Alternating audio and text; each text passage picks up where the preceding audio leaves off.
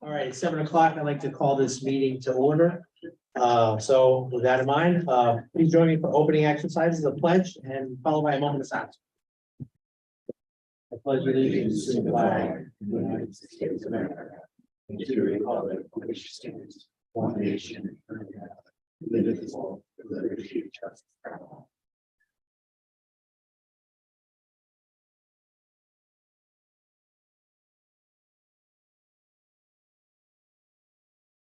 Thank you.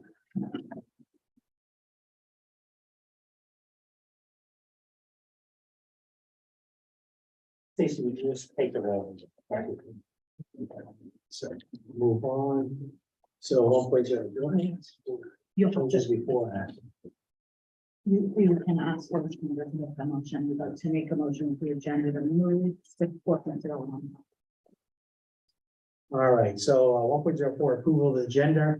I would like to ask that we move 4.01, the solar presentation forward as well, so we can hear that and then they could be on their way. And additionally, if we could also move the auditors here and allow them to speak first. Yeah, that's all right. Oh, is that all right? Okay, sorry, my bad. So with that in mind, looking for motion in a second. So moved. Mr. Passler. Second. And Mr. Bennett. Okay, any comments or questions about the agenda? Okay, all those in favor, aye? Aye. Opposed, no? Thank you. Okay, so I'd like to welcome everybody to the workshop meeting tonight. Thanks for coming. At this time, I'd like to offer courtesy to the floor. If you'd like to address the board, please state your name and the township you live in. You don't want to speak now and you're here for the rest of the meeting, there'll be another opportunity at the end of the meeting as well. Okay, seeing none, we'll move forward. And then didn't realize this was already up, but 1.07 Gorman Associates, the audit presentation. So Christie, we'll introduce our guests. Tonight we have Bo Travis and Hank Miller. They're partners with Gorman and Associates. They're our auditors. You are welcome to present from there, or you are welcome to come on up here. You'll be mic'd if you come on up here, though.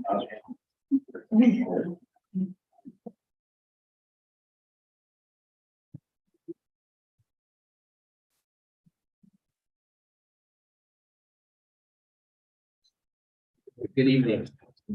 Like Christie said, I'm Bo Travis. I'm the managing partner at Gorman Associates. I've been managing partner since 2018. You guys probably remember Bill Gorman, some of the old board members, who started our firm back in 2006. And I actually was one of his first hires, staff member then.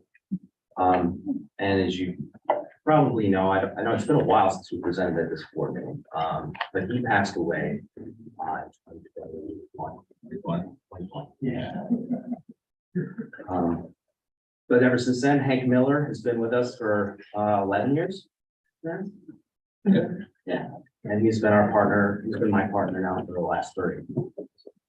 He was the actual engagement partner for this audit.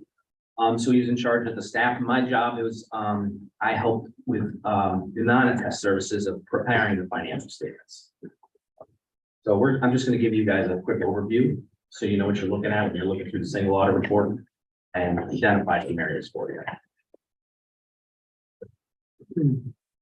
All right, so first off, starting on page 2 is our management letter. In this letter, we explain to management and the board our responsibilities as auditors and what we discovered during our audit. Here we lay out what levels of control deficiencies that can occur, and we'll list those deficiencies. In this letter, if the district has any, we also would discuss recommendations and any upcoming standards. Moving on to page 7 of the report is our independent auditors report. In this report, we're opining on the basic financial statements of the district. The audit report format has changed from the prior year to include our opinion in the first paragraph. It first states what exactly was audited, and then in the second paragraph, it says that, in our opinion, the financial statements in all material respects, the respective financial position of the governmental activities, business type activities, each major fund, the aggregate remaining fund information, and the general fund budgetary comparison statement of the Northwestern Lehigh School District as of June 30th, 2022, and the respective changes in financial position and where applicable, cash flows thereof for the year then ended in accordance with accounting principles generally accepted in the United States of America. And what that means is we gave the school district an unmodified opinion, or in other words, a clean opinion. The report then goes on to talk about our basis for our opinions, any major changes in accounting principles, the responsibilities of management, and for the financial statements and our responsibilities. Moving on to page 10 through 17 is the management's discussion and analysis. We don't audit this section per se, however, standards require us to read through it to make sure that nothing reported in this section is untrue or misleading. Now onto pages 18 through 30 is the basic financial statements. These are the statements what we are opining on. A little later, I'll go through the financial statement highlights. I had a Chrissy sheet, Joe, everybody should have a copy of those. Go through some of the basic highlighted numbers. Then after page 30, from page 31 to 84, that's the notes to the basic financials.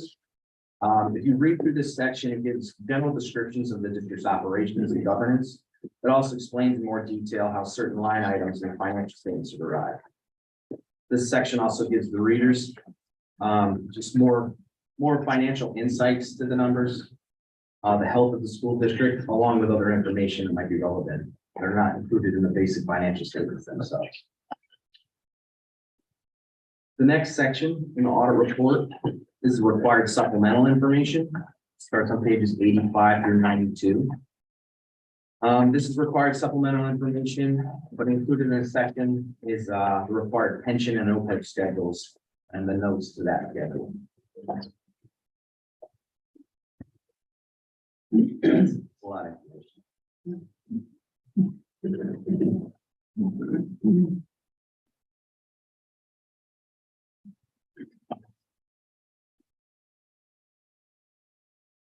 Yeah, those are the OPEB pension schedules. And then moving along to starting on page 95 is supplemental information section. This section is not required, but we provide it and we have for years. We find it useful to show more detailed breakdown of the financial statements. In that section, you'll put in detailed reports of revenues and expenses for each fund type, along with a few other schedules that we think are relevant. And then finally, we get into the single audit section. It starts on page 115 with a schedule of expenditures of federal awards. This report shows all the federal awards that the district received in the 21-22 school year and how much was expended for each federal grant. Pages 117 to 118 are the notes to that schedule. On page 119 is our report on government auditing standards. And because the district receives federal dollars, the district is subject to follow the rules of government auditing standards issued by the Comptroller General of the United States. These standards require us to investigate internal controls over financial reporting, compliance with applicable laws, and other matters. I'm happy to report that the results of our test disclose no instances of non-compliance or other matters that are required to be reported under these standards. That's great. The next report is because the district had more than $750,000 in federal expenditures. They're required to fall under uniform guidance. And this year we tested the Education Stabilization Fund. If you fall under the uniform guidance, we have to do compliance testing on certain grants, and they give us a criteria of what we have to select. And in that report, you'll read that we didn't identify any material weaknesses or significant deficiencies in internal controls over financial reporting. So that was good as well.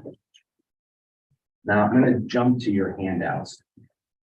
Go over your financial highlights. So this first page here shows the general fund. Show that column there shows the final budget numbers versus actual. You can see you had a net change in fund position or a budget surplus or a surplus of $1,437,872 for the 21-22 school year. Your beginning fund balance of $16,452,454, leaving you with an ending fund balance of $17,890,326. The below section of that breakdown is your various level of commitments that you've committed those funds for. Starting with the most restricted first, down to unassigned. Non-spendable is money that's already been spent. Restricted for outside parties, so like any grants or whatever that's come that are designated money that people have contributed to the district from outside saying, hey, you have to spend it on this money, that's considered restricted money that you can't just go ahead and spend. And then committed is only by board action. When you guys designate that those commitments are going to be made. And assigned can be either board designated or they can be assigned by management.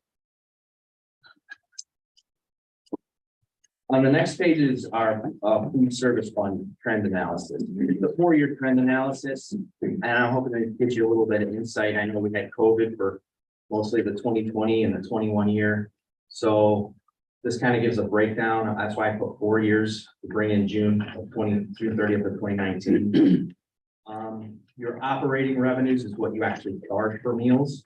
And then you have your operating expenses for the food service fund program. The non-operating revenues is your state and federal subsidies and the National School Lunch Program. You can see that this last year, I think they were on the school-wide program, received, everybody qualified for free lunch, free and breakfast. So that actually helped your program quite a bit. The change in that position is what shows on the financial statements and then the basic financial statements. The food service fund isn't like the general fund. The general fund is on what's called modified accrual basis. And modified accrual is how you guys usually do your budgets. You're just looking at the numbers. That's how you do it. You don't worry about your long-term debts and liabilities. You show them as expenditures in that. But full accrual, we book those long-term liabilities, not just the short-term pieces. So that includes your pension and your OPEB obligations. So sometimes it can be misleading when you're looking at the financial statements, or hard to recognize how we really did in the food service fund when you're looking at the basic financial statements, because it's including those big changes in your pension numbers. And pension swings with the discount rates and the interest dramatically, so 2022 was an exceptionally good year for the pension fund. But I suspect this next year is going to be terrible for it. So you're going to have that huge dip. And you're thinking, oh, the food service fund is doing terrible this year. Well, a lot of it is from the pension and OPEB, could be because of the pension and OPEB and how the state fund is doing, the PSER state fund. So that's what this bottom part is trying to break that out, those non-tax items of depreciation and the changes in pension and OPEB. So that bottom line kind of flattens it, gets rid of those non-tax items. And the last handout I gave you is your other funds. Not just the general fund, the capital reserve, your capital projects fund, and your student sponsored special revenue activity fund.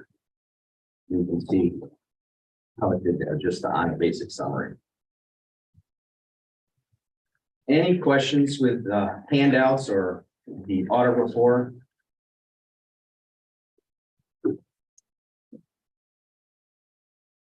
Once again, it's putting on it. Yes. Audit. Yes. And there's no, what do you call it? There's no, nothing from the state that would, allow us to go every other year instead of every year. Yeah, unfortunately, no. It's expensive. So.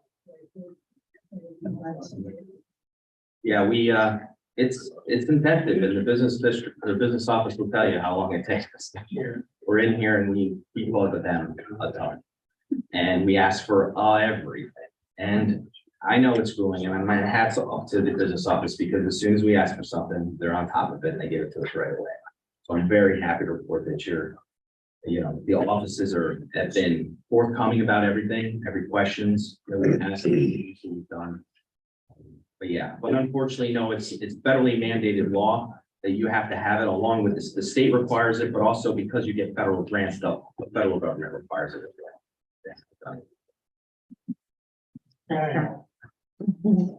Does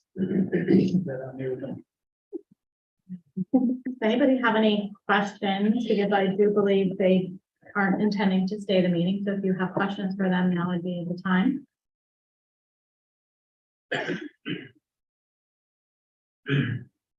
Thank you very much. I appreciate it. Thank you. Thank you. Thank you very much.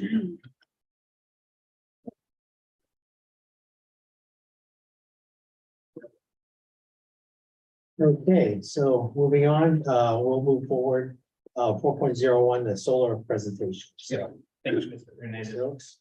With us today, we have Alyssa Wingfield and Dick Smith, both from McClure. This is a PE and Dick, I believe, is a solar engineer. That's his specialty. This, just as a little backdrop, this comes about because as we do things to upgrade our facilities, we're working through the middle school roof. And the middle school roof, as you know, we talked about several years, needs replacement. We're at that point where we're potentially going out with our partner Tramco to get this thing replaced. If we're doing so, it gives a perfect opportunity for solar. We looked at solar a little bit just because it does not require a solar array in a field. It's something on a roof that's just existing. McClure is working with several other districts in the area, so sort of a mutual reach out. They reached out to us, said they're doing it. Are we interested? We started talking a little bit, and that's how we got here today. So here's a presentation as the first blush. Lots of work would still have to be done, but it's initially here for you to see, and Alyssa's gonna discuss it, and then we'll answer any questions that you might have. All right. Well, thank you, Art, and thank you for having us tonight. Mr. President, before we begin the presentation, can I just make a statement about our visitors that are here with us tonight? This is the first time this board has ever discussed anything about solar energy in our property, and for the past almost a year, the Lynn Township Planning Commission has been working on drawing up an ordinance to regulate the use of solar panels, solar arrays, solar farms, residential and commercial. And I thought it would, when I saw this on the agenda, I thought it'd be a good idea to invite our planning commission, whoever would like to attend, and we have Fritz Nigerian from Lynn Township here.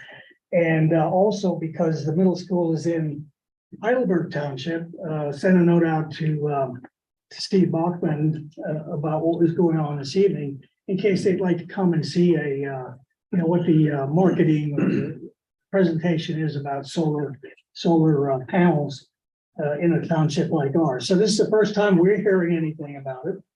And because the township has been working on this ordinance for a long time, I thought it'd be a good idea just to bring the community and the municipalities that we work with and listen to this presentation, just to give us a little bit more to think about when we're drawing up our ordinances to regulate solar panels in the townships that make up the school district. So thank you for that, and thank you for coming.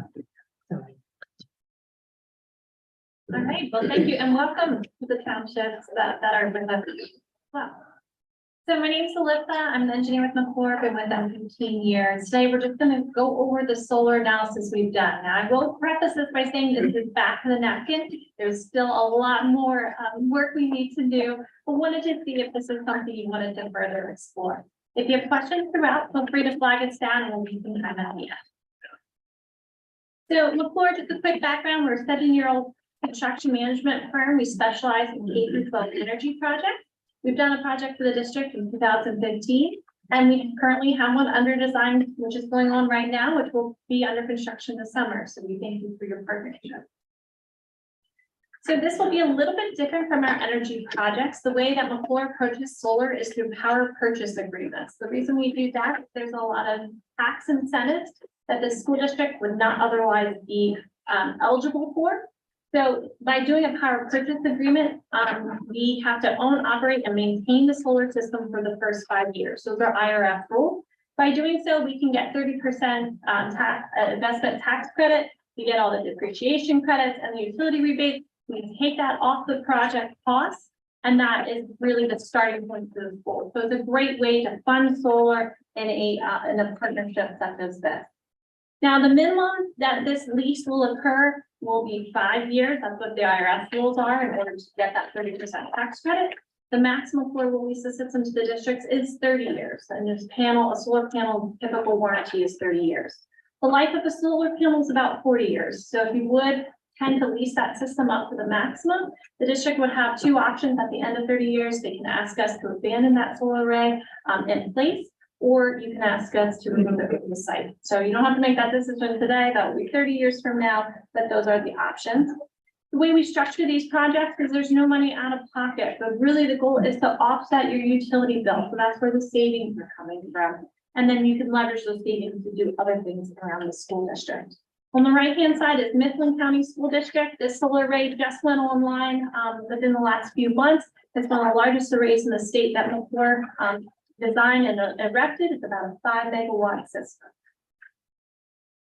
There's a lot of advantages to schools to do solars as electricity rates increase, the cost of panels decrease, and all the tax incentives that are out there. It's a great time to go solar.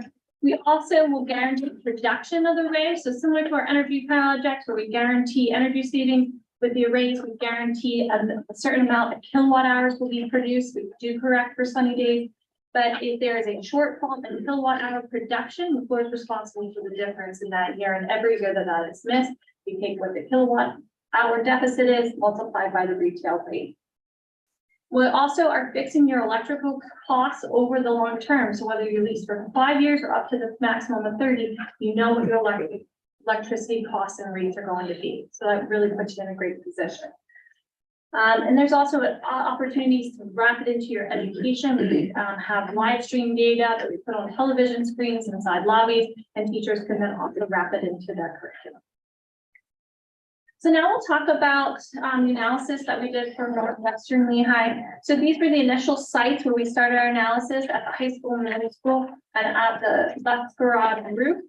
But at the end of the day, we found the most cost-effective site was the middle school group. So the middle school itself produces about 880,000 kilowatt hours of electricity a year. That's taking your utility bill for the calendar year 2021. So when we laid out the system, we kept in mind the HVAC project we're doing this summer. So we put them around any rooftop equipment or any shadowy areas. We tried to avoid, we maximize the panel size, we maximize our roof layouts. And overall doing so, we were able to create about 0.5 megawatt or 604 kilowatt system, which will offset about 78% of the current middle school's electrical consumption.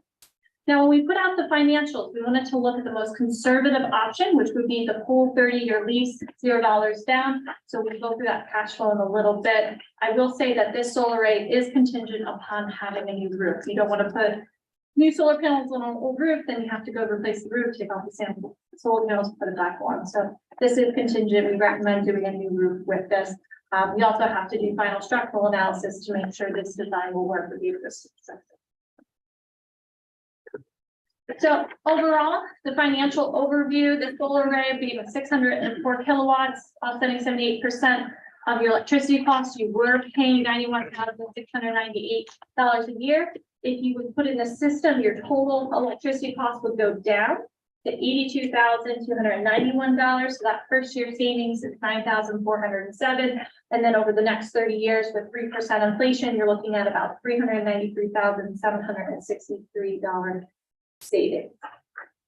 So how did we get there? If you turn to slide 8, you'll see the solar financial cash flow. So let's work from the columns left to right. The first column represents years 1 through 30. Again, does not include the roof upgrade. And this is the maximum term. You can do it shorter, your savings will go up. So financially, this is the most conservative option.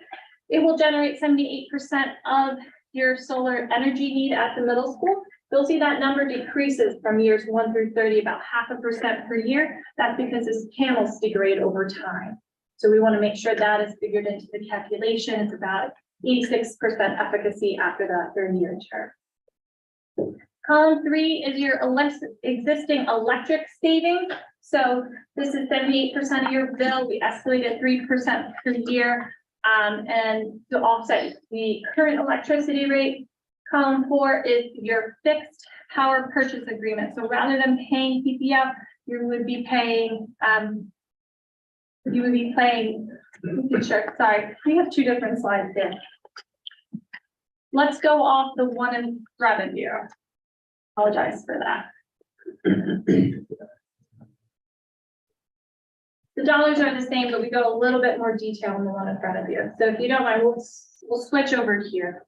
So column 1 is years 1 through 30. Column 2 is annual generation, same as what's on the screen. Column 3, we added a column that says your pre-project PPL costs, because you're still going to have a PPL bill at the end of the day. You'll still be using power at night where the solar array won't be working. You'll also have things like meter fees. We wanted to make sure we represented your pre-PPL bill and your post-PPL bill. So you'll see that in columns 3 and 4. We're only showing pre-PPL bill on the screen. Column 5 is your post-project solar PPA. We're showing it in column 4 on the screen here. This is what the cost it would be for the solar array that you would pay for over time. Now, this includes the solar maintenance over those for 30 years. Again, we have to own, operate, and maintain the system, so those maintenance fees are included. We also have to replace inverters. They're an electrical component of the solar system. They have about a 15-year life. So we have that cost to replace them in year 15 already figured into this number. We'd have to consider that again at year 30. Again, that's an every 15-year component that would need replaced. This fee also takes into account tax credits, annual depreciation, solar renewable energy credits, and the cost of generating electricity. But you'll see that PPA and post-PPL costs are less than your pre-project PPL costs. So whether you subtract column 3 or 4 from this screen, or you subtract columns 3 from 4 and 5 on what's in front of you, you'll get the net customer annual savings. So those annual savings are $9,407 in the first year. You'll see that increase over time, and then you'll see that cumulative savings on that last column. So overall, if you were to do this project conservatively, it would save the district $400,000 over the next 30 years. And if you buy the system out sooner, that number would increase. Any questions on the cash flow? I apologize for the confusion. Yeah, that must have been my fault, loading that document, Alyssa. I just want to point out two things. The reason that the middle school roof was utilized was for two reasons. One is that the roof has to be replaced, and all of our other buildings are not in a situation where we need to replace our entire roof. So we do not want to put solar arrays 30-year PPA onto a 10-year-old roof and then have to worry about it and the maintenance of that. That's why that also works. The second reason is that our district is split, and the middle school is the only building, the only educational building that is actually a PP&L building. The other ones are med ed, and the solar credits that companies like McClure can use are not as viable. So it doesn't actually make financial sense to use a med ed building at this moment in time. If med ed changes their rules later, that might be something we look at, but that's why the middle school is the one that's chosen. It is in Heidelberg Township, but that is why PPL is a viable candidate and med ed is not. Correct. Yeah, PPL is much better utility rebate example for solar. So that's cost effective. What is the cost, because you've got a financing plan in here for 30 years, what is the actual cost day one versus what you're charging over 30 years? And what interest rate are you charging us now? Yeah, so I'll have to get that for you. I don't have that information tonight. After year 5, you could buy the system out for fair market value. So really that next step is for us to put what the actual construction cost would be. We have a lot of back of napkin estimates and so we'll have that information later. And then we're responsible for any, because we would own this equipment as opposed to, somebody else owning it and just benefiting from it. We're responsible for maintenance on this equipment then, or not just in your.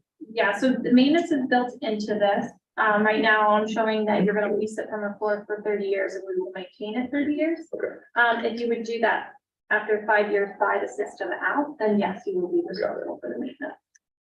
Good question. And this is 78% of the middle school electric, not district wide. Correct. Okay. And you would take all of the tax credits, all of the government credits, all the incentives would go to you as opposed to. Correct. Yeah. I guess it's in school, we don't pay the taxes, we don't get a credit, so it has to go through them as the owner. So you would have to own the equipment. Yep, we own, operate, and maintain for minimum. So at the end of 30 years, I don't know why we would buy it in 5 years, but then you would, at the end of the 30 years, get your equipment Correct, to dispose of. correct. And that's already figured into this cost, where we would abandon in place, and that would be the decision. There would be less, interest if you were to buy the system out in year 6, so that's where you would see your net savings increase.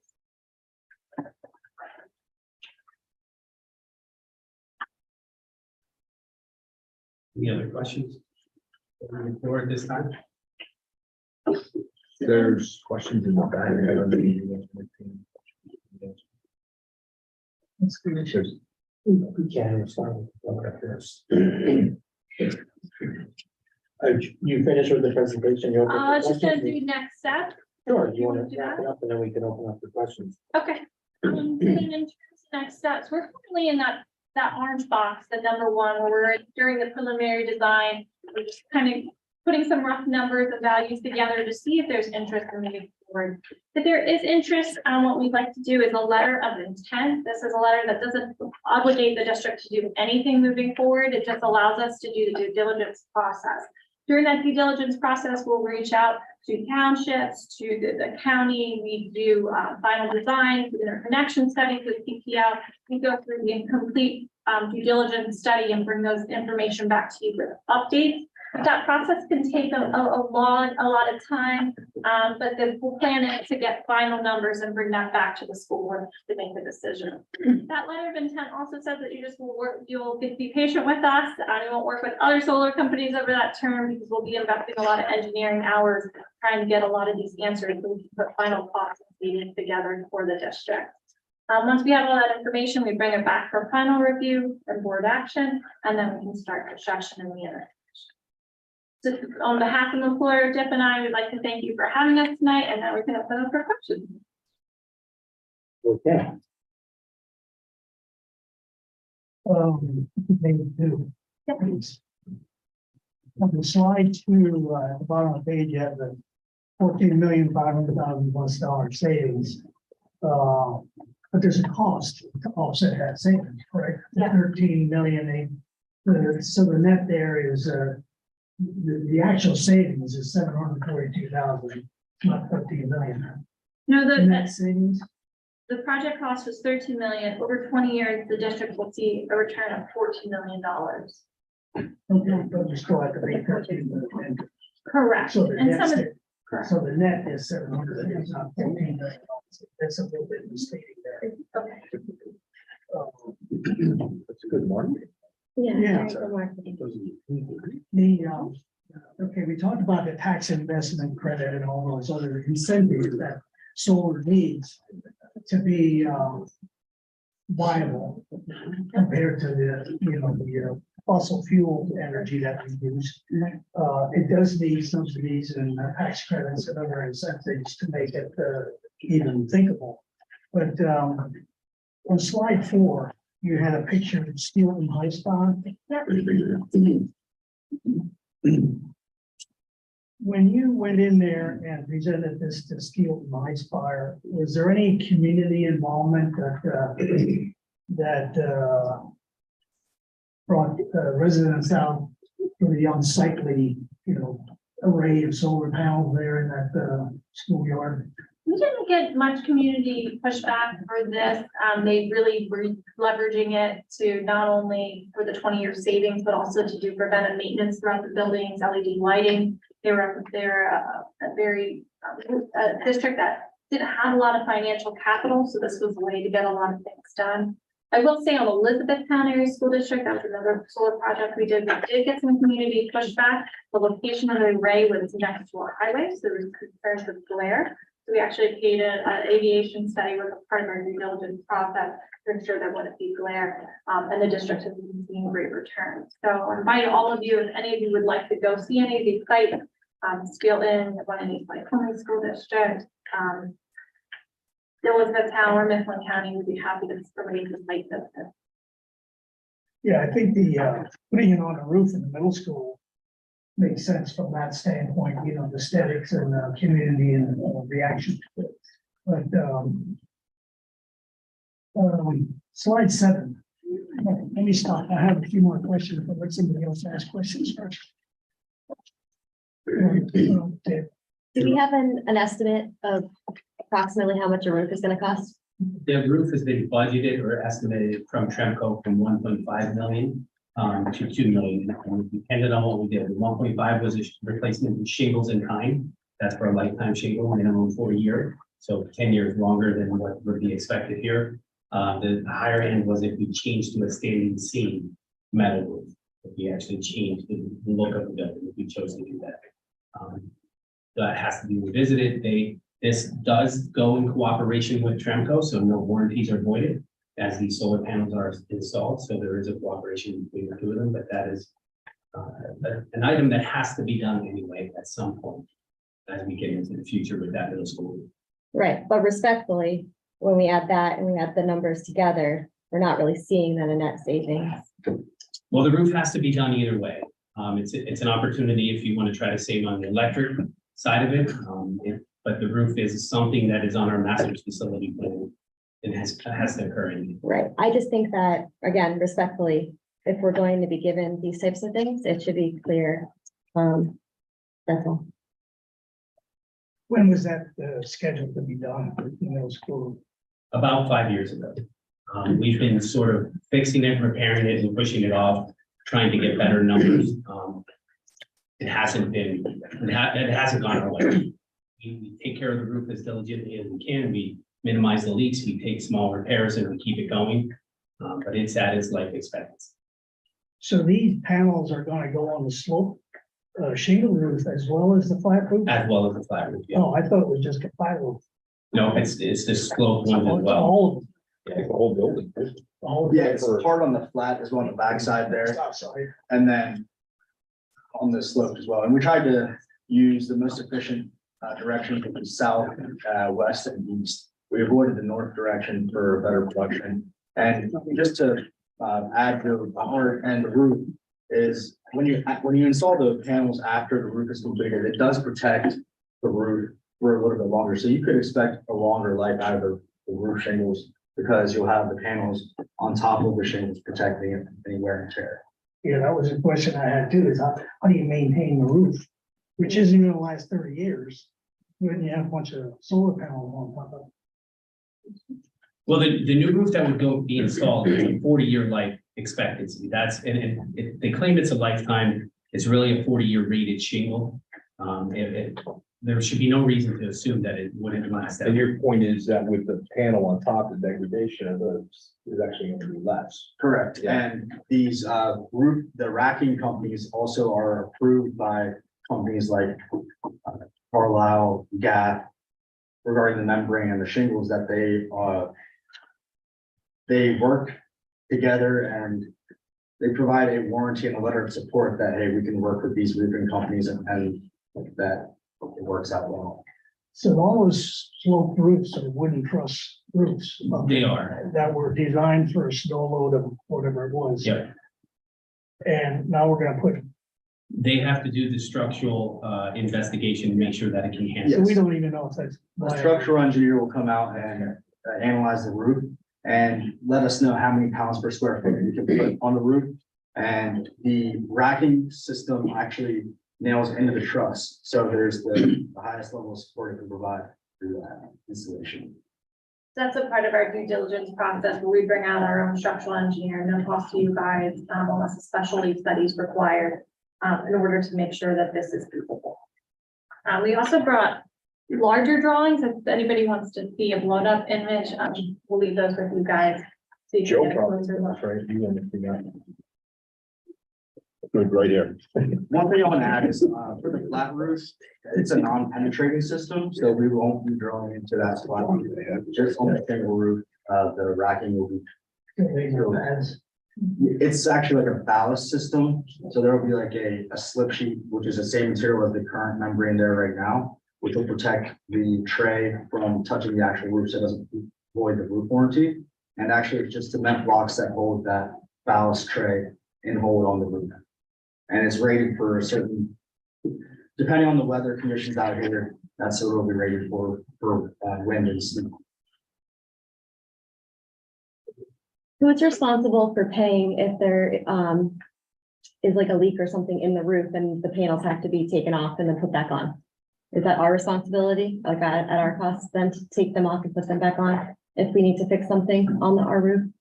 Well, I think the determination would have to be made if it's because of the panel installation, it would reflect back to the floor. If it's because of the roof installation or something other, then it would be the district's responsibility. That determination would have to be made. If it's because of that install, then it's the installer's.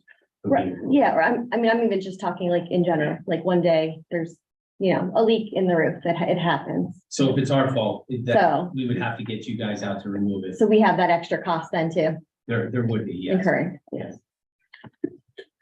Let's say, for example, the flat roof needs to be replaced in 10, 15 years, that can be included in our pricing, that we will remove the panels from that area specifically, if that was the plan. So I would imagine the peak generating period is the summer months. That's correct. When the school is not in session. So I would assume we get credit for pumping whatever we don't use into the grid that we would be paid for in some way in the future. Yes, it's reconciled once a year, May. Okay. Typically. Yeah, you can see the monthly production here, so it does peak during those summer months. So you keep a bi-directional meter that will track how much energy the middle school consumes versus how much is generated. And then you will be billed once a year, typically in May, for the delta that is left. When we're talking about these ordinances for solar panels, one of the things that we're considering is the decommissioning after the life cycle is used up and the disposal. And currently, these things go in landfill, right? There is no recycling. No, there is recycling. Sorry, there is recycling. The main component of these panels is silicone. So they actually are creating pallets and different, it's constantly changing now, but there is a recycling system for the whole panel, racking, everything. And the racking is US made along with other contents of the models. Could you come up with a estimated expense for disposal? Not only dismantling it, but disposing of it?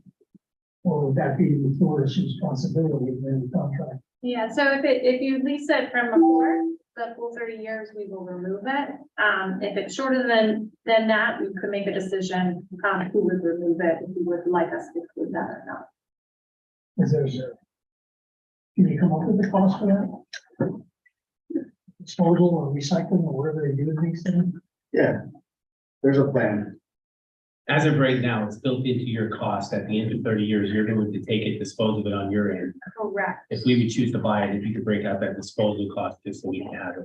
Yeah. We chose to keep it for the next 10 years, as long as the panels are supposed to be slated for. Yeah. However, we would have to buy the inverters.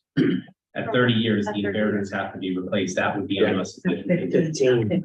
Well, again, at 30, right? Yeah, 50 worked in. We- 30, right? And we'd want to know the cost of that, right?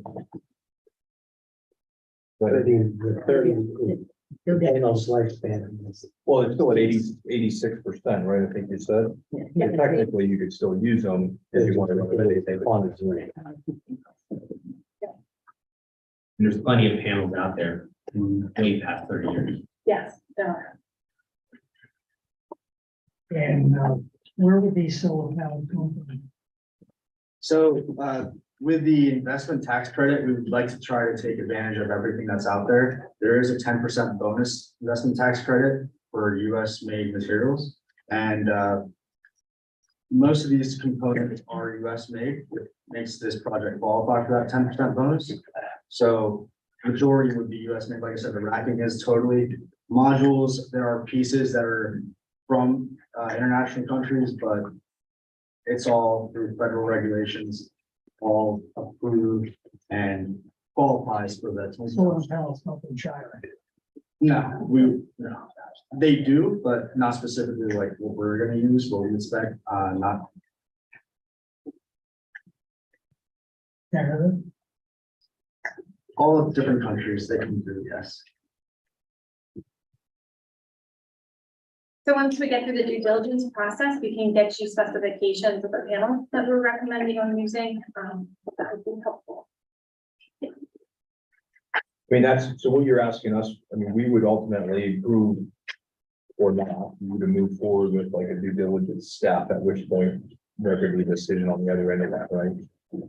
I mean, I think that my initial feedback is like $13,000 a year in savings just doesn't blow my air back, right? It's just not, it just feels like a lot of other potential costs, like one roof repair is gonna cost us 13 grand, right? One, like, it just doesn't feel like big numbers, you know, like it feels like a project you would do if you cared about reducing our oil costs and moving towards electric, right? But, and the unknown of what is the electric cost gonna be 10 years from now?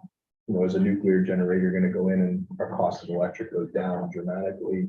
But now that you're saying if our electric costs would go down, you would provide us savings on top of this, right? If the cost, you run out an increase in electric, but what if electric costs actually go down over the next 20 years as we see additional plants come online to produce electricity?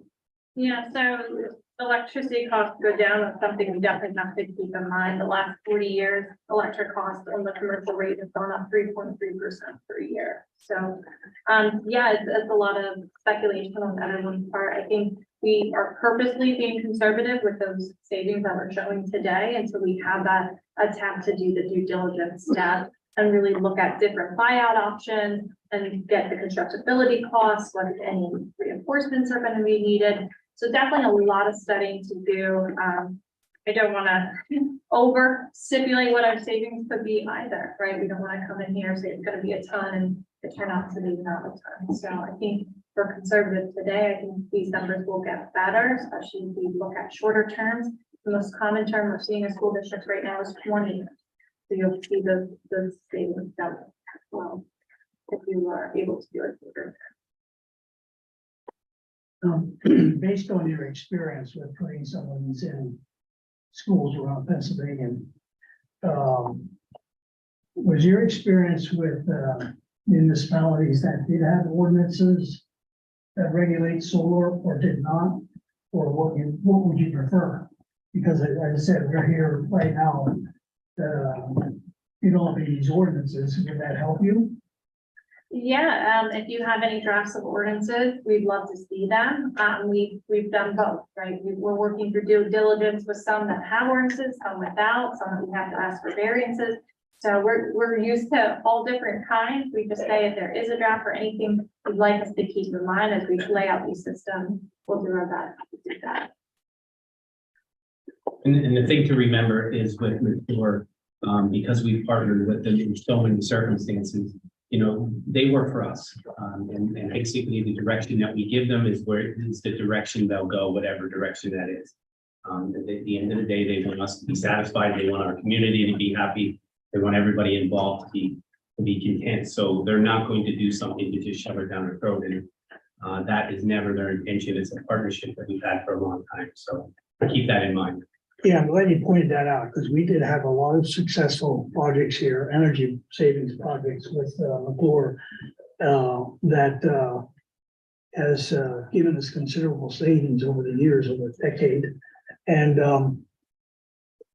I really appreciate your reaching out and looking at cost saving, potential cost savings with our financial situation.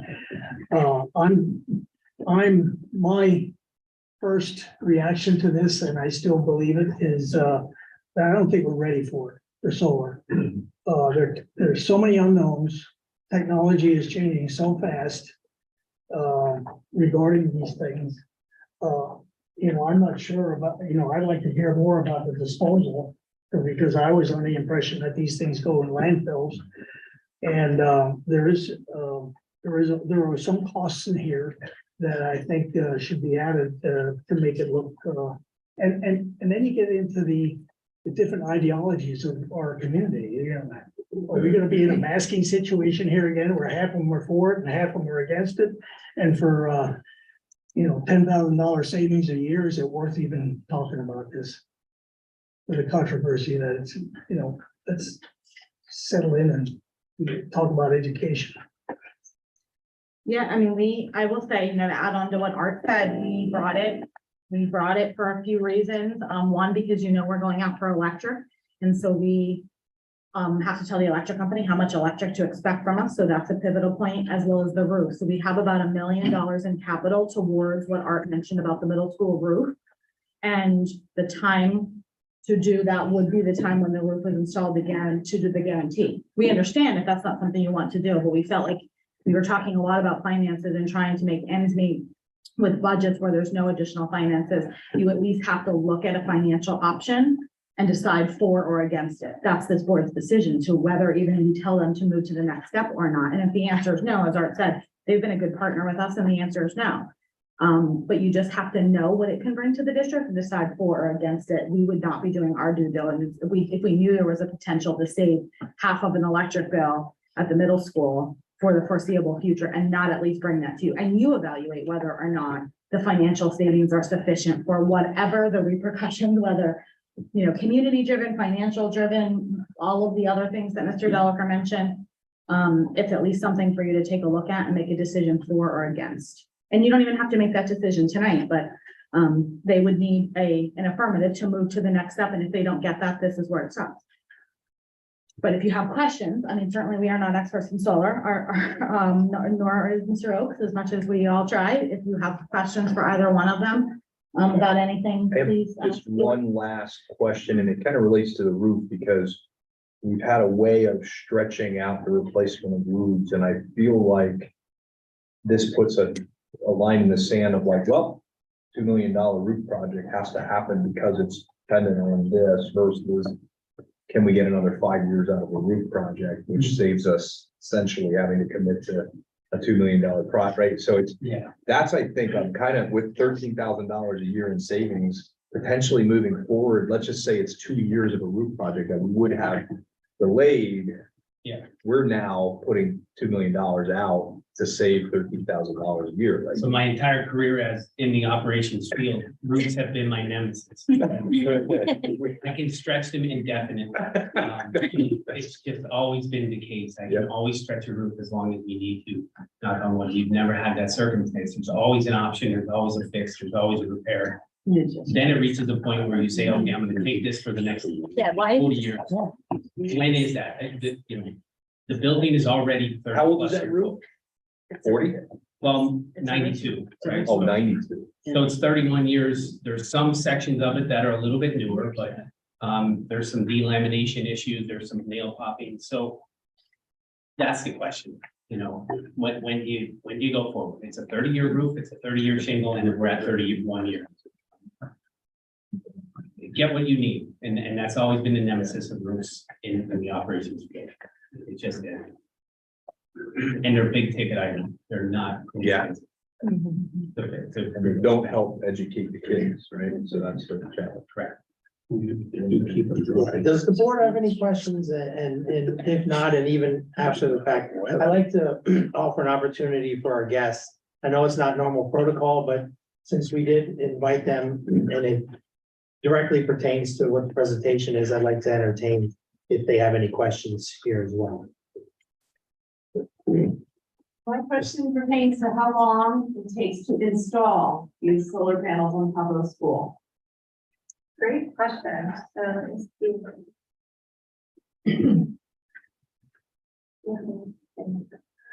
So right now we're showing that this construction could occur summer 2020. The process is a very long process. It's out of our control or the utility and the interconnection. Solar becoming more popular, so that we've seen interconnections take months and months and months. So the construction goes fairly quick, but it's the interconnection of the utility that might take a while. And we'll go closer to that September. Fairly quick, is that a month or is that 3 months? 3 months, yeah. 3 And months. would you coordinate that at the same time as the installation of the roof?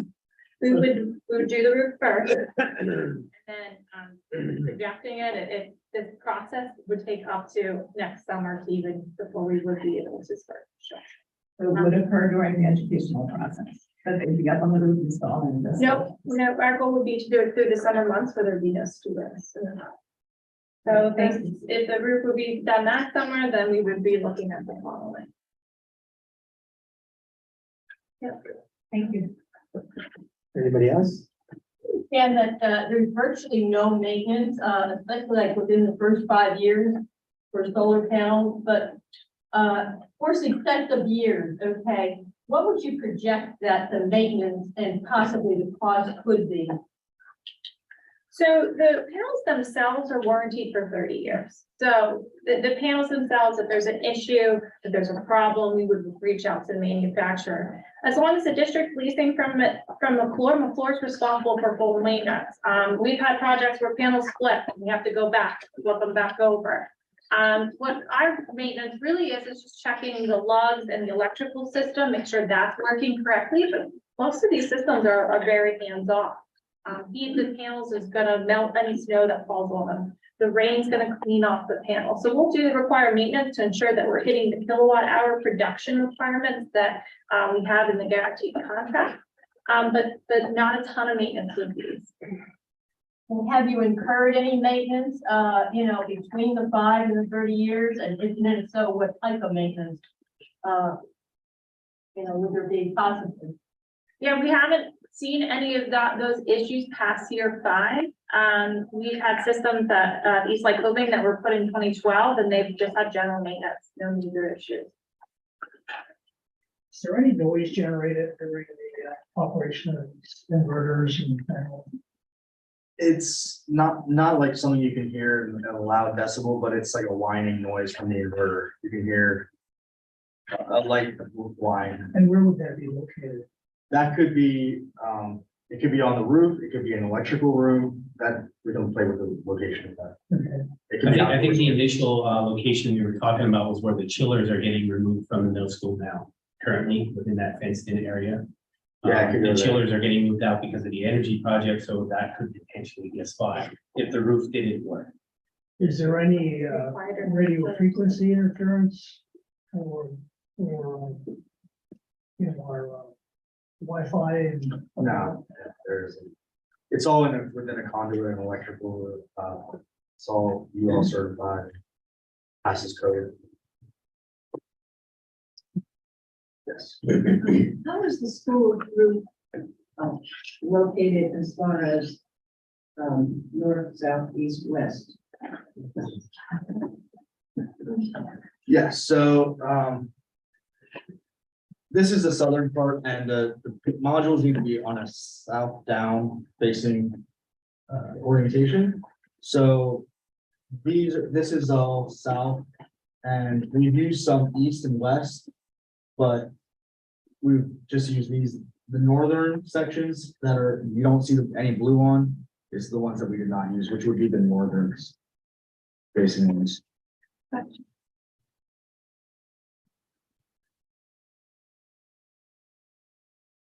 Does anybody else have any more questions?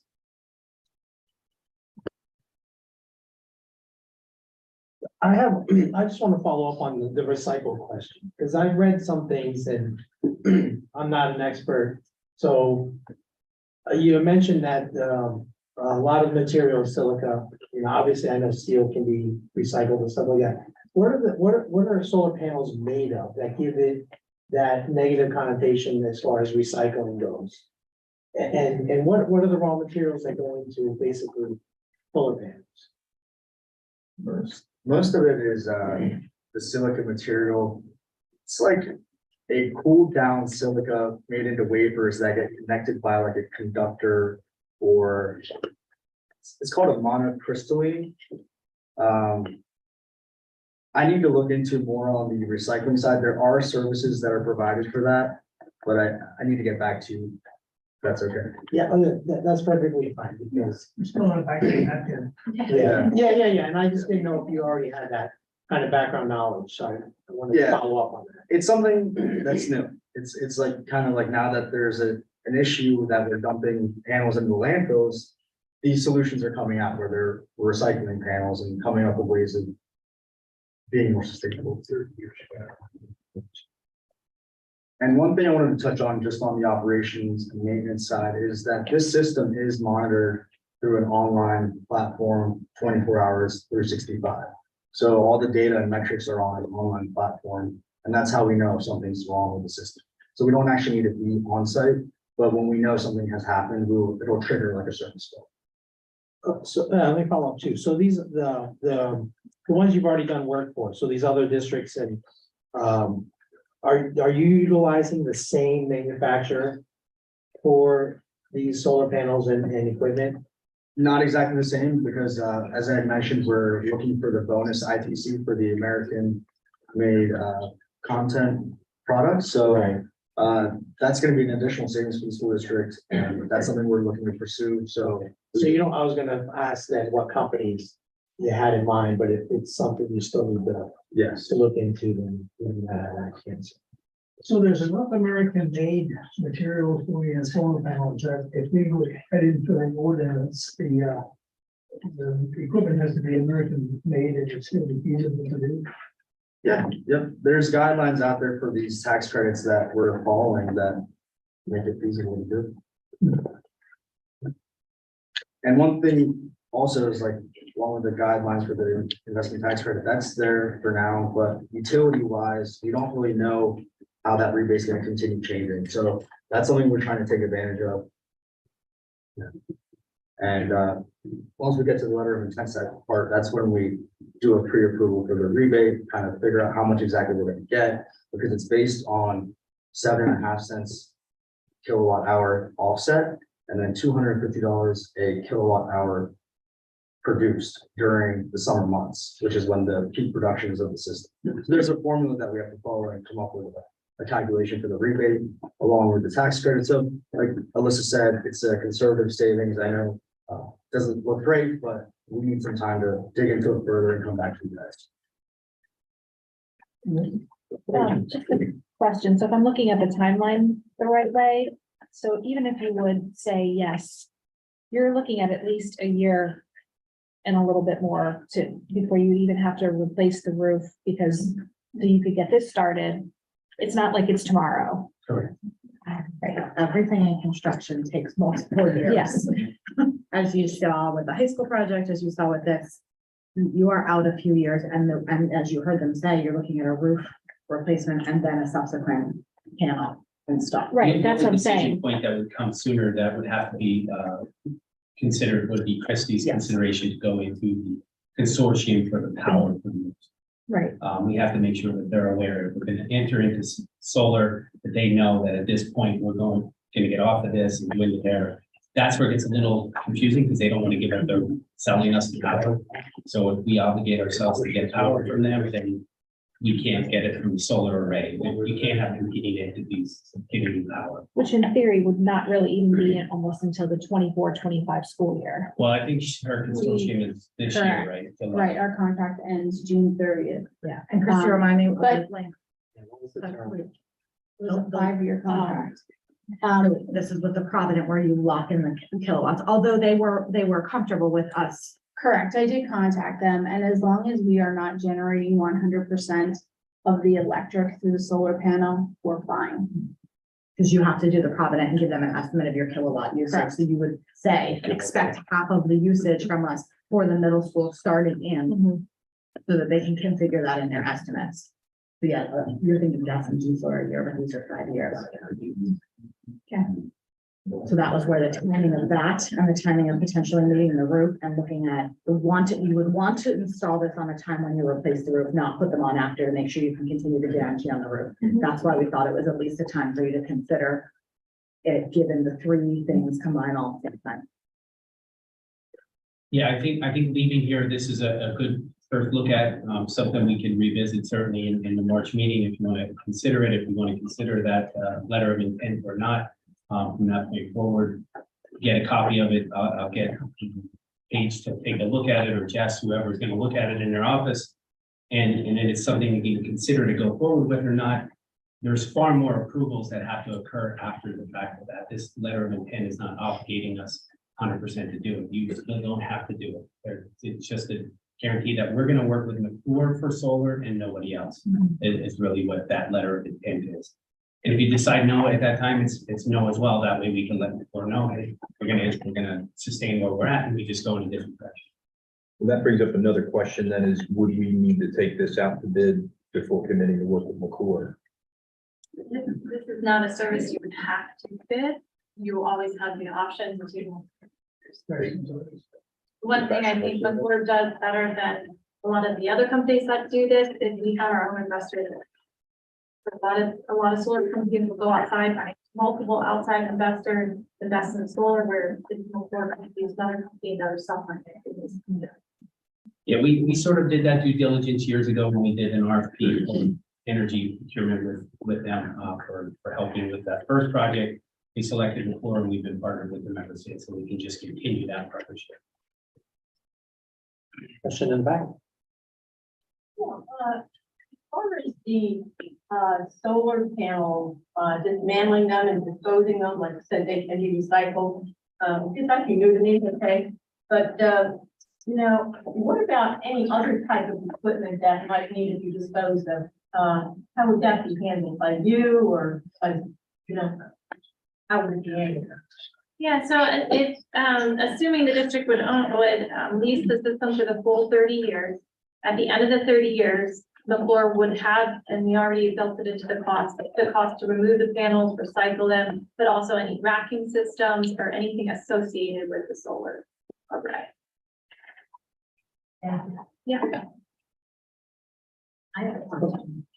So if everything is still working, it doesn't have to be dismantled after 30 years. It just doesn't have as much savings, but it's still, if it still works, they can still continue using it and getting savings, correct? Correct. So there'll be a piece of paper in the contract that says at the end, you know, we'll set up a time to remove it, or you can ask us to remain in place. We leave it there where it's at, and then it becomes a district asset. That's why I think the cost of the inverter is important and the ability. Yeah, the inverter cost, we would have to replace that in 30 years. That's what Todd was asking about the inverter cost, because if you kept it longer than 30, you would have to replace the inverter, and so we should upfront the cost of that. Even though you have a Anybody else? Questions? Going once? Twice? All right, thank you very much. Thank you. Appreciate your time. Very much. Thank you.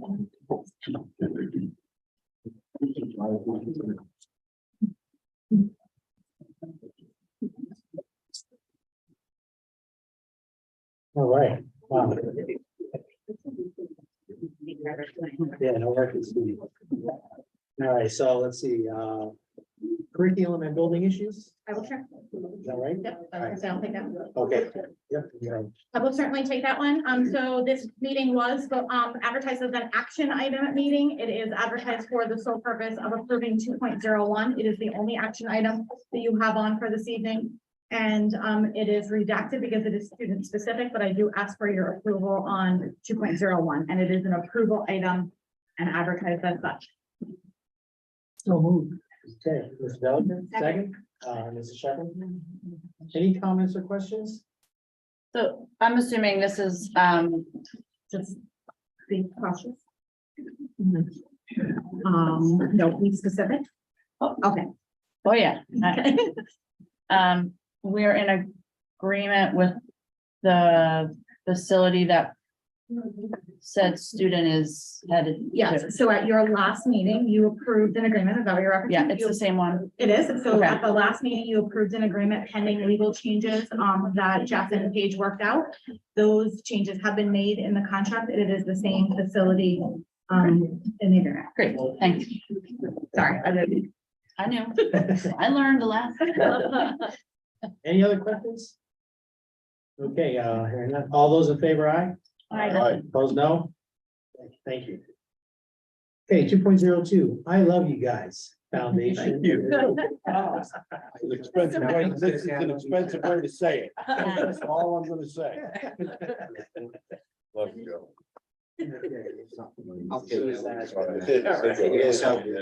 During Mrs. Holman's superintendent report last month, she mentioned that we were engaging the I Love You Guys Foundation.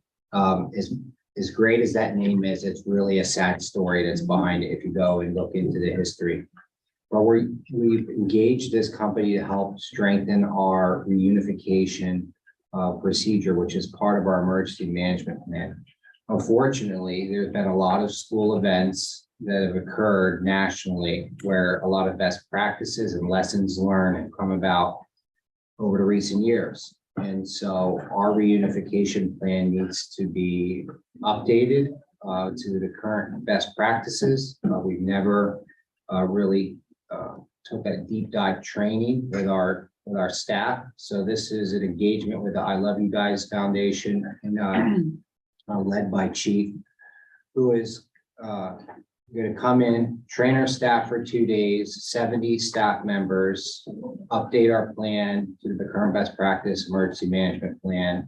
And then we're going to actually run reunification drills and everything, where if there's something that needs to occur to where we need to reunite families with students, we could do that in the least stressful manner as possible, because emotions will be high and a good, well thought out plan is prudent, in that situation. So that's this, and we're asking for your approval next in 2 weeks. Okay, thank you. Any questions? It's involved a speaker coming out too, right? It's not just Chief. It's a team of people coming That come from the I Love You Guys Foundation, Okay. inclusive of all the materials and stuff. So there's going to be, we call them go kits and all of that make up full reunification if we have to of 2,000 students.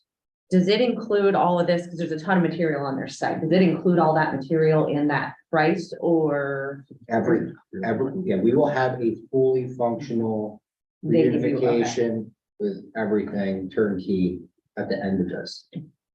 And we are tentatively scheduled to do it the day after the last teacher day. On here, June 12th. That's what I had a question about. Being that our calendar kind of sometimes shifts a little bit, would that shift then with it? Like last year we got moved back. 'Cause Yeah, We haven't used any of those days. right. And we also have 50 days left. So unless we have some sort of apocalyptic snowfall. I know, and I know. Yeah. Yes. I did not say it. But, yeah, I think they would be flexible. It's not like the team of people, they're not gonna have another engagement where they're flying out through and so we would be able to, bump it, but if it, it's subject to their availability. So there's follow-up then the following, without going into all the specifics of the plan, so you're gonna give the training and then there's the implementation on the last 2 days of school as an educator.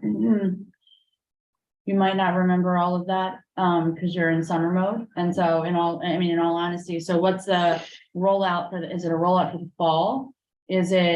Are there additional trainings to kind of back up? Sometimes you get training and it's like, okay, cool, you've been trained. And then what? So I'm asking, and then what?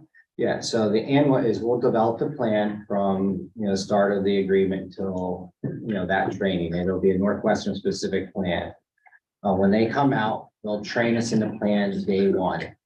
Day 2, we have building team reunification teams, which then each building reunification team will go through a reunification to really solidify. So they'll go through a 4-time, we'll run the whole thing. Like we're gonna be, who's not on the team at that time will be actors, like there'll be kids and there'll be parents coming to a table, the whole deal. So make it as realistic as possible. And then annually, we'll just touch base with the team, make sure if there's any changes to the reunification best practices, because we'll have access to the materials as they update.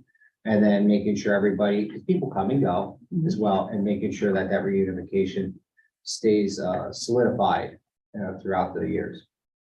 Is this a one-time fee that we're paying? It's a one-time Is fee. it every year? No, One-time fee. And is the chief, is it a trainer? Is he gonna be the trainer type of, It's training 70 people. And so there's going to be lead training for the district administrators who are Yeah. going to be, if you think about your NIMS training and stuff like that, the individuals that are going to be actually leading that Right. will be further trained. That That's way where I they was can getting. continue and provide that continuity. okay, thank you. But to answer the follow-up training, there's an act now, and we have an entire, Troy has an entire spreadsheet of what will be hit annually because it's incorporated into Act 55. and I feel to say, tell me the number, 55, and then some of it is incorporated into annual training, so you make sure you hit it. This sounds like something that would be covered by a grant, like Safe Schools or ESSR or something, is there any potential for that? We've already applied for grants for other safety and security measures that Chief has highlighted. Yeah, This funding is it's budgeted funding that we had available. Yeah, but we have explored, all available grants as we always do. And if we could find money, even from now until when we can get invoiced, yeah, we're gonna go after it. okay. If you remember the physical safety and security grant that they offered was a lot of physical equipment, physical hardening. So a lot of the things that I won't mention specifics about, we put in, we haven't been approved yet, but we put in a list of things to be approved, but it's all physical safety and security versus training. Mhm. Anyone else? Thank you. Thank you. 2.03, city curriculum, there's nothing there. So we'll move into policy, 3.01, first reading. Yep, and that'll be me as well. So I provided two policies for first reading, policy 143 standards for persistently dangerous schools and policy 144 standards for victims of violent crimes. Both of these policies are actually required as part of the Elementary and Education Act. It was, then reauthorized with No Child Left Behind, and then reauthorized again through ESSA.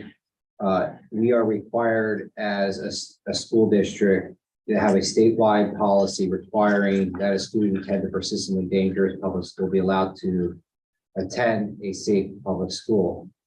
There's very little that's changed in these policies. In essence, the only changes were the removal of the No Child Left Behind, because it's no longer a thing that's been replaced. So for your approval are these two changes. You could see them before you. I'll take any questions if you have them. I just want to thank you for putting those summaries, policy summaries in the board report. That's very helpful to see what the summary is for all the changes that we're going to do. Thank you for doing that. Well, Okay, and that'll just be first reading, so there'll be no action next month, next meeting as well, right? That'll come up following month. Okay, which takes us to 3.02, the second reading and final approval, which will require action in 2 weeks. yes, and I've received no further questions or requests for changes. Okay. And 3.03, rescind, none at this time. And 3.04, policy information, not requiring nothing at this time as well. So in operations, we already went over solar presentation. So 4.02 is the operational informational updates not requiring action, and that is the project bidding up. Just a quick update for the board. Tomorrow is our bid opening for the middle school projects and all the other projects up there. Right now, we have 25 confirmed bidders that will be bidding on the project, various stages, various trades. So that's positive. We'll see how everything goes. I know Ms. Holman will put some brief synopsis into your board report on Friday. However, for the next board meeting, we'll actually have the full document that shows everybody's bid and what they came in at and how everybody rates against everybody else for selection. So we're hopeful that we get some good numbers. And how many bids were there? 25? Right now, we have 25 bidders, but that's based on, well, plus a seat. So I believe that's based on 7 trades. 7, okay, Yeah. that's good. Yes, it's pretty positive. How does that match up ratio roughly for when you were entertaining, when you had the information session? So it kind of did Pretty match. close. It Okay. seems like everybody that came and it was a pretty full house, is going to bid, confirmed yes. Oh, nice. Yeah. Thank you.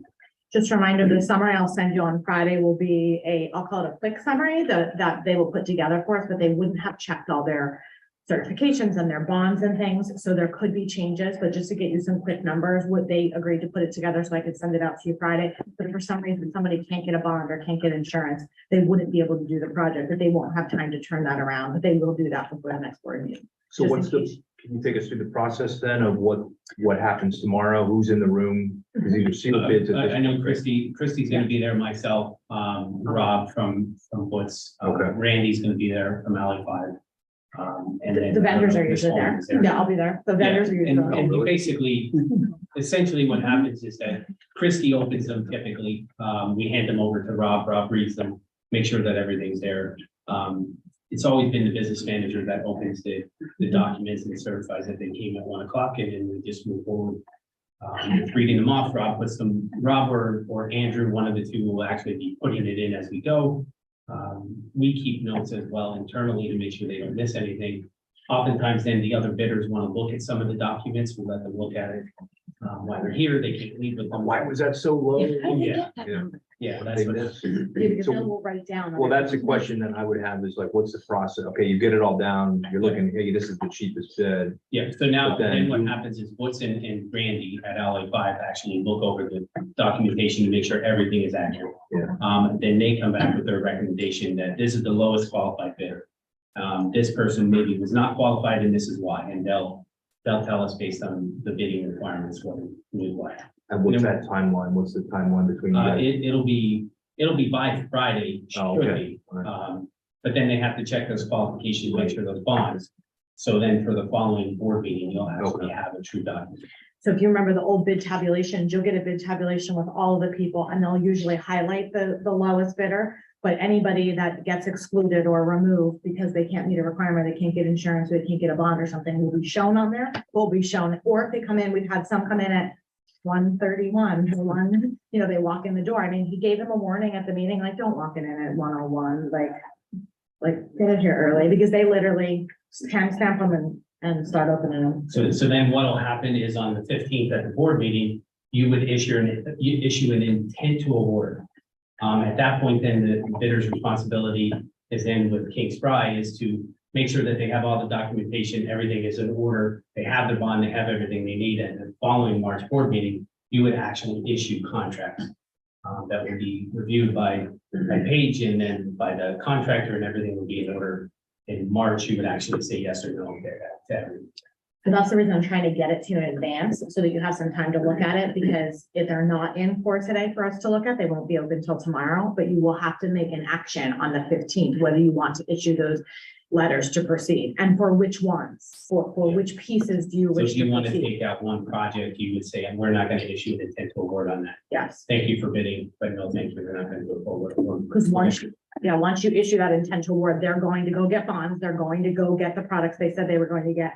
And King Spry is going to start to work on those individual contracts. So you start to incur money from that, as will the contractor start to incur money from that point forward. If you say you're going to proceed, you can at some point back out, but you will owe them some dollars between then and then. So you only want to issue intent to proceed on the 15th with whatever projects you intend to proceed with.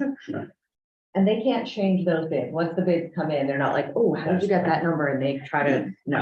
They can withdraw their, They can, if okay, they made a mistake, egregious mistake, they can withdraw their bid, Okay. but they can't change You don't have to go with the lowest bidder. it. Well, if it's qualified, they if can it's do it. authorized. Yeah. But unlike the projects like McClure, we can go with the best value for the district. In this particular case, if they're qualified and they're the lowest bidder, we have to go with. And that's because McClure is a professional service, like an architect. Right. And our And we have some pretty strict qualifications that they have to meet within the bidding documents. So as long as they meet those documents and then all the other qualifications, again, ultimately Paige or Jess would have to tell us that we're okay, rejecting a bid. They're the ultimate, because we don't want that legal action later to come forward, but usually if you're qualified and you're the lowest bidder, you're going to. I'm all nervous that we're doing all this work in the auditorium and we have a questionable roof up there. No, that's a good. That's Probably that's the- already like- the only good part of the middle Yeah, school. the Oh, that's a good- fabulous. Oh, good. I think the gym are fun. Yeah. So we're good. Good. Middle school. Any other questions? Does that answer your question about the process? Then? Perfect. So we'll get you what we can on Friday. And then hopefully we'll give you some time to think about it. If anybody between the time that you get them and you have to take action, want to come up and look at something. We'll have a copy and Rob will have a copy. Or I may even come up and look at what the thing is you're gonna approve on. If somebody wants an auditorium, just like let us know if you need that, because you will, the 15th will be when we'll ask you to take action on whatever. And we won't put a recommendation on, we're gonna put the bid tab on. So this group will decide that night. I wish to proceed with the auditorium, the lighting, the doors, and not with this, this, and this. Like you'll pick and choose which pieces you want based on the prices on it. Yeah. Thanks, board. I'll get it to you tomorrow then.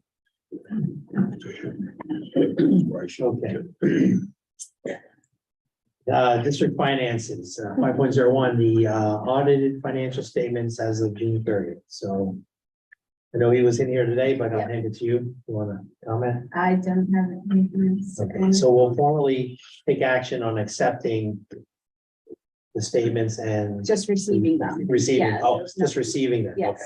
correct. Will you then summarize for us some of the actions in here? I mean, there are some like minor recommendations on the way we handle certain approvals and movement of certain funds or what, like, so you'll summarize that for us so that. Sure. I mean, we are already doing the tire concession. Right, Their that was where I was Yes. noticing some of that. Yeah, okay. Anytime there's any changes and they want something recorded a different way, that's where the type, why you started seeing the tire concession changes come for Correct. approval. Okay. Because he wants the funds to be shown. Yeah. The movement of the funds to be shown. I mean, I haven't, there's 125 pages, so we should all spend some time going through it. I'm hoping Phil Toll's listening. He's going through for And us. he's like, good question. More than half of that is the same thing as it read probably 15 years ago. Correct. It's just cookie cutter legalese. Correct, yeah. Okay, 5.02 scholarship report. Correct. So the scholarship report that's in front of you is just a synopsis of the scholarships that we hold within the district. No action has to be taken by the board members for this. This is, Mrs. Yaddis and her team just going through and analyzing what we have to give out for scholarships for this year and what they anticipate to give out as awards. There are other awards that we do not house here at the district that are handled separately. The people who do give the awards out come to the award ceremony and hand those awards out. So this is just to show you what awards are going to be handed out in the May ceremony. So just information only. Correct. Okay, 5.03, the reports. So December is the close of all tax bills. So we turned over to Portnoy. We are slightly down with collections this year. Very minimal. Last year, our total collections was 97.22%. This year it's 96.88. We're still ahead, $852,000. So that's a plus. We have turned over 13 more bills this year to Portnoy than we did last year. So there was a slight uptick of turnover to Portnoy for collections. Delinquent real estate, taxes are still down, it's only 25,000. We received basic ed subsidy in December, federal revenues for our title grants and ESSER money. EIT report, we are up with collections right now, 8.8%. And as far as expenditures, they're relatively the same as the year before. Thank you. Any questions? One simple question, the Portnoy collections, like what's the success rate on that, or is it pretty high? We do have high, right now it's stagnant.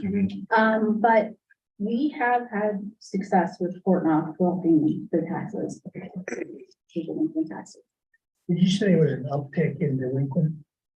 Yes, last year we turned over 164 delinquent bills. This year it's 177. Is there Increase of any, 13.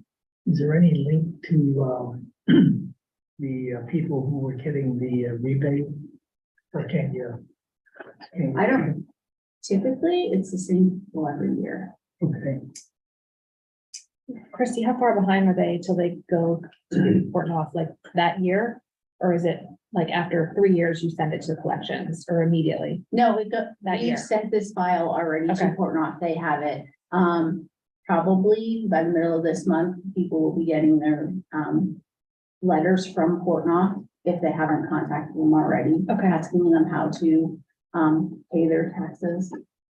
And then our end recourse is ultimately what, a lien on a property, and then a property when sold, we become the Correct. first line of, Portnoy will file. do we, I don't know that we've ever even talked about like how much of, do we have out there in lien collection? Is there? The last time I signed for someone to go for a lien Yeah, was probably 3 months ago. okay. It takes like 5 years if you haven't made any attempt. I mean, we have collections where they're paying like $20 a month towards their bill. Okay, all right. So as long as they're paying towards it, kind of like the medical bills, as long as they're paying towards it. Well, I'm afraid to ask, after 2 years here, totals what were turned over. What is the owed to us? What is the receivable balance for delinquent taxes? Would you like it by township or I was just curious in total. Like how much? Yeah, are we $2 million owed? I mean, it's $1 million right here between the 2 years. Now, some of that might have been collected, but I'm just kind of, correct? Yeah, it is, I have to look, okay, yeah, but I didn't know if you had. I don't think it's as much as you think it is. Okay, which means they're paying it at some point. Correct, they are paying, Good. yes, Good. yes. So do you just want a total amount? Just a total, or would you I'm, like o- it by I'm okay township? with that. I was just kind of curious. I thought maybe you might have already had that on a file somewhere there. I have it by township and by year. I can pull it up right now and tell you like for 21-22 school year.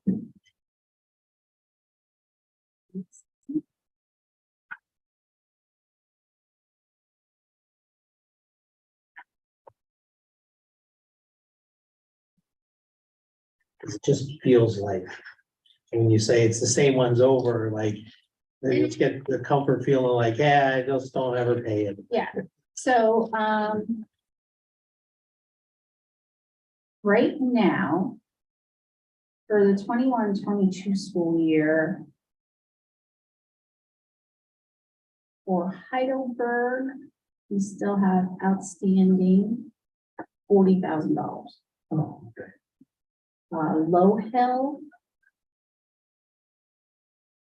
15. Is that you, John? 8 of it is mine. Lynn, 48. You say 48. 48,000. And Weisenberg's 40. Almost Oh, okay. 48. So it's not. So a that, huge so amount. that's a high collection then, once it goes to Portnoy. Right, I mean, that's still what's outstanding. We turned over 112,000 Yeah. to them. And we're still only, we're owed 47. Well, 112 for Weisenberg and we're still owed 47. Gotcha. Okay, thank you. Sure. It's a little more reassuring. Any other questions on the reports today? Okay. And next one is, 504, there's nothing at this time, which takes us to old business. I mean, you weren't raising your hand, were you? No, Oh, okay. I was swiping off. Oh, okay, gotcha. Okay, seeing none, new business. Any new business today? Okay, it takes us to communications, courtesy of the floor. Seeing none, we'll move right on, so. Motion to adjourn. So, Second. I was gonna say that. Mr. Lizer, Mr. Fassi. Okay, do you vote in? Or do we just normally just say, okay, meeting adjourned. Okay, done. Yeah, we do have an exec session following this, so. Give it a couple minutes. There you go.